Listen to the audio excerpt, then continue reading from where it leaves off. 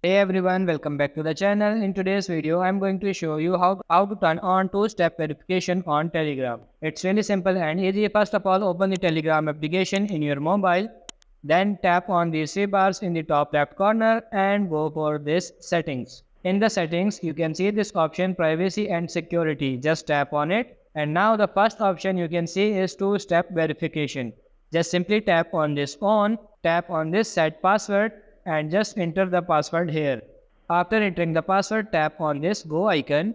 Now you have to re-enter your password. Tap on this go again. And now as you can see, you can add hint here. Tap on this go again. And now you have to enter the recovery email. After entering the mail, tap on this go again. And now it will send a verification code on that mail. So go and open that mail.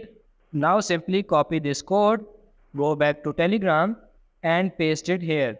And now as you can see, password is set. So you can return to setting and now your two-factor authentication is on Telegram. So now if you go back, as you can see, two-step verification and now it's telling us on. So that's pretty much it for this video. I hope this video was helpful. If it is, like it and subscribe to the channel. Thank you.